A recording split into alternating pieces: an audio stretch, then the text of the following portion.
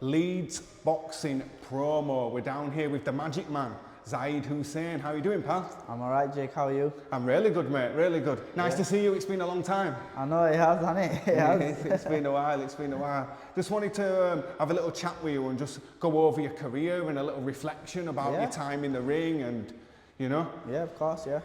So, how long did you box for? Because you boxed as an amateur and as a professional. Yes, I did, So, yeah. when did you start boxing?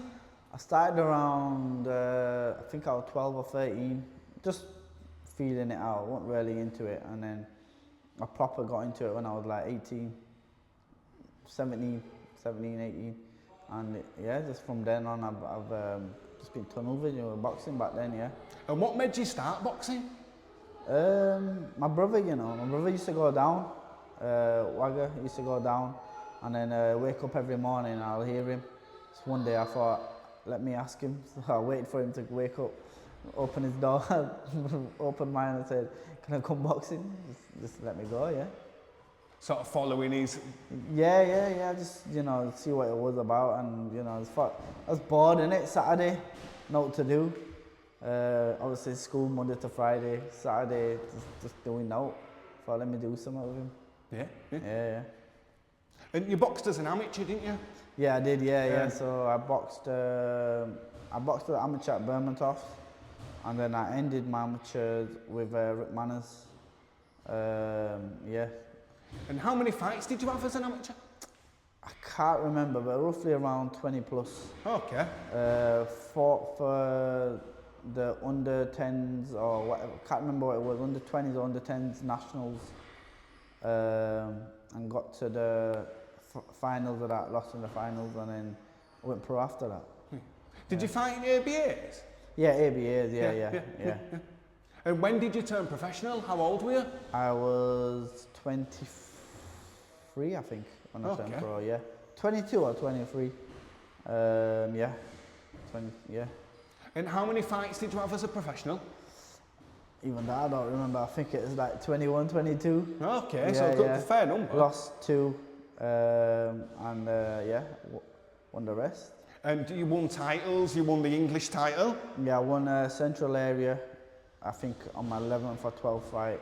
Then I won the English on my second last fight, and then defended it once. And then that was the last fight when I defended it. Yeah. Went out with the belt, which you don't often see. You don't often see that in professional boxing, You don't, no. But I went out with the belt. Happy to say that I've achieved a Central Area and English title.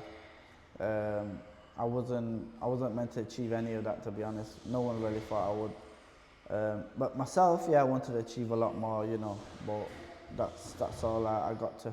And your name's etched in history forever with those titles, mate. That's... Of course, 100%. Yeah, man, like, I'm glad that's how it works. Yeah.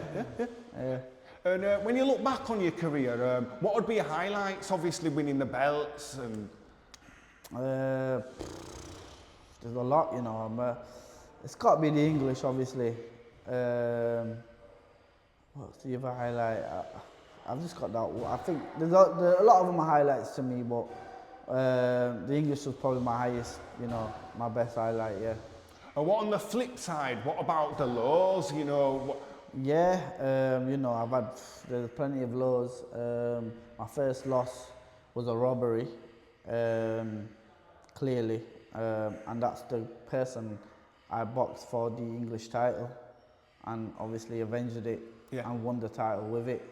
So that's why that was my biggest highlight, winning the English title, against of what it was as well. It was a robbery from the previous fight, and then also being on the biggest show in Matchroom and fighting Hopey Price on that show, and lost that fight. So there were lows, a lot of lows, and a lot of cancellations on fights, and things not going your way in certain ways, injuries. I've had a broken hand. There's been a lot. I feel like there's been more lows than highs. Which is often the case. Which is often the case, yeah, of course. But also you know, met a good set of people for life. My coach Keith, Justin, we got Ishmael, Cody Smith now, Jack Bateson, you know, all these people, you know, you're real boys for life now. And, you know, they're there for you. Yeah. And the team's flying high. Yeah, 100%. I mean, you know, now me and Justin are not in the team. It's like they're flying now, isn't it? I didn't mean it like that, but you know. No, of course. And do you still train at all, Zahid? I know you're still like around the lads and part of the team Yeah, and yeah, stuff. nah, You still. I still do, just in my own time, whenever I want, you know. But sometimes Keith will call me when he will need me to, you know, do a few things with the lads, and that's when I have to go. I don't have to, but of course, to me, I'm gonna go. Other than that, I just train whenever. I do a lot more weights now, you see. So Yeah. Looking wham these days, mate. Put I'm a bit of trying, timber on, you know. I'm not really progressed as much as I would like, but yeah, I'm trying. I think you'd struggle at super bantamweight now, Oh mate. yeah, 1,000,000%. I'm probably a middle. Plus, you've got your own business now, haven't you? Do you want to touch on that and talk about that? Yeah, of course. I've got Backyard Burgers. I've got one opening, and I've got another one opening in Hyde Park. So you know, that's where I'm putting my energy into now. So you know, that's why I struggle to train on the evening when most lads are down. But every time they've got something in the morning, I will try to join in anyway. But yeah, I concentrate on the business. Try to do the best smash burgers in you know, the whole of England. Yeah, okay. And what do you love about boxing, Zahid? What do you love about it? You know what? It just might be the thrill, you know. You know, you just get a thrill of boxing. I don't know what it is. It's hard work. It's you see a lot of people come from, you know, from the gutters, and then, you know, they make it to the top. I like seeing them sort of stories. Just people in general, you see them, you know, where they got to, they've had to train very hard, and then they succeed. And then you also hear the downloads of it as well, with them succeeding and then things going wrong in between it all. You know, it's a mad story, because they all need motivation, and they all need to be strong up there. Yeah. So, you know, I like to see that. Yeah, they do say boxing's sort of a very small part physical and much more mental, you know. Yeah, much more mental, 100%. Coach Keith will always say, you know, when you're getting all soft and that, I'll just point at his head, mate. He'll just go like that, letting you know that that's where it's all in there, mate. Strengthen up, be a man. Yeah. And what do you dislike, or what did you dislike about boxing? What did I dislike? I like majority of everything. What did I dislike? The hard work. Yeah. Even though I got a thrill, yeah. But you know, as I was getting older, it got hard, man. It got hard. We were getting tough by a year. I wasn't looking forward for training as much. You know, there was times where you would, you know, look forward to training today, a bit gassed up for it. Then there were times like, freak's sake, man got to go to the gym today, man, it's long. You know, but that was getting more often, feeling like that, and then that's what I disliked about it. But you know, that was just the age, I'm guessing, getting older. Yeah. Having more of a responsibilities, so yeah. And it doesn't get any easier. It does not get easier at all now. It doesn't, you know. As the years goes by, it gets harder and harder. If you had any advice for any youngsters out there sort of coming into the game, what would you... The one that everyone says is don't give up, but you know, because there's going to be times where, I wanted to pack it in ages ago, you know, there's many times where you think, yo, sack this, man, you know, this is not going well, that's not going well, what's the point? But you just hang in, and next thing you know, they all just start, you know, attaching together, and things start getting better and stuff like that. You know, like, for example, me getting robbed, and then a few years down the line, now I'm fighting the guy who I got robbed by for the English title, and I beat him and get the English title. So yeah, you know, that was a thing with not giving up. I mean, I could have gave up, got beat by Hopi Price, and you know, I was actually thinking, do I quit here, do I not? Because where am I going to go? That was my first big shot, again, age. Keith said, now we'll give it another crack at something, we'll try to get the English title at least. And look, listen to him.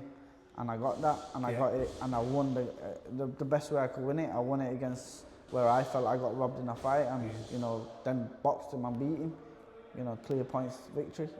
Sure, no, but it's redemption, and of course, yeah, that's what I mean. So that was that's the thing, just not giving up, and things will work out eventually.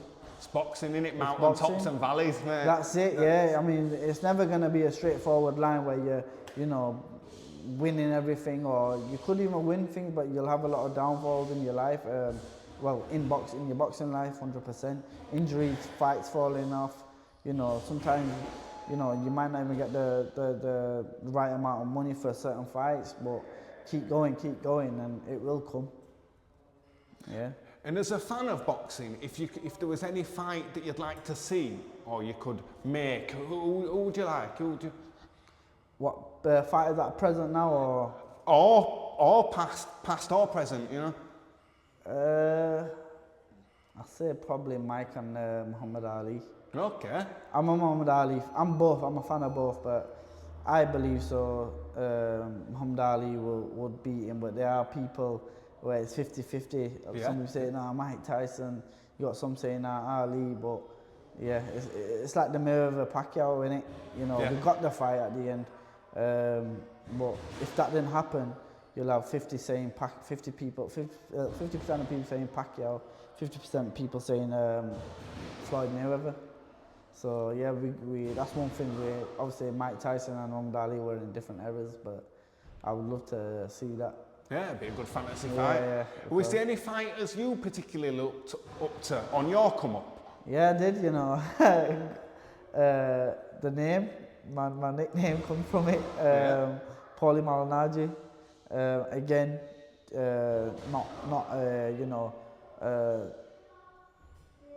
probably not a legendary fighter where that's going to be remembered in 30-40 years, but another hard-working fighter as myself, two-time world champion. But yeah, I watched a documentary of his which motivated me when I was around 16, 17. And that's what got me to do it. That's what made me wanting to do it, more. Because I was only messing around in boxing before. I was just in and out, here and there. I didn't prioritize it. I remember watching that documentary on the night one time, and I just kept watching it. And then I was like, I want to be like, I want to do that. I want to do what he's doing. You know what I mean? And I did. Well, not to that level, but I was doing what I was doing, boxing full time. No, but you achieved more than a lot will. Yeah. I mean, of course,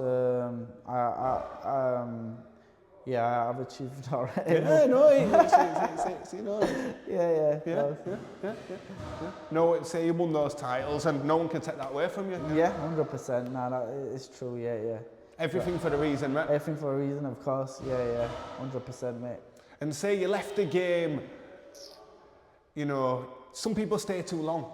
Yeah, 100%. And you left the game with your faculties, with your health. Yeah, of course. I mean, they were like sort of the conversation that I was having with Keith when we were speaking about it over the phone. Because I think we had a fight. We had two or three fights cancelled on the trot, literally on the last week. So you done all the hard work, you spend all the money that you need to spend, on nutritionists, and all that stuff, and then got cancelled twice in a row. So then now I'm speaking with Keith because he got a fight offer. He's told me the fight offer, but he's told me in very short notice. He goes, we've only got 4 weeks. They've only offered it now, and we've only got 4 or 5 weeks or something. And it wasn't going to happen. I wasn't going to get down to that weight in that time. And things like that. Where else we at? Well, like I say, it's always better to have one fight less than one fight too many. Yeah. I forgot what we were talking about, but yeah. No, you hit the nail on the head, weren't you? That's been boxing too long, mate. Maybe you did get out at the right time. That's yeah. That's what it was. Yeah, that's what it was, innit, about that. So obviously speaking to him about that with the fight being short notice, he just said, listen, you know, what do you think? How do you feel? Something about, maybe you could call it a night, So he didn't actually say it like that. We were just discussing it, money wise and stuff like that. And he said, what do you feel? And I said, you know what? I feel like I should retire. And he said, yeah. I think then he confirmed it. I think you should. Yeah. It's better than people pushing you to, oh no, you should take this fight. Yeah, you should of course, take that. You've got to have people with your best interests at heart. That's what it is. He had his best interest in that, and not saying that he would have got $1 million through me, but he still could have had a bit of change through me, with these fights, the offers that we were getting, but he didn't want it. Best of art, his interest, best of art. So yeah. Well, thanks a lot for your time. It's been great speaking to you, mate. Yeah, no, thank you, mate. Thank you. People, get yourself down to Backyard Burgers. Best smash man. burgers in town. Yeah, man, thank you. Leeds boxing promo, man. Next big thing, innit? Cool, man.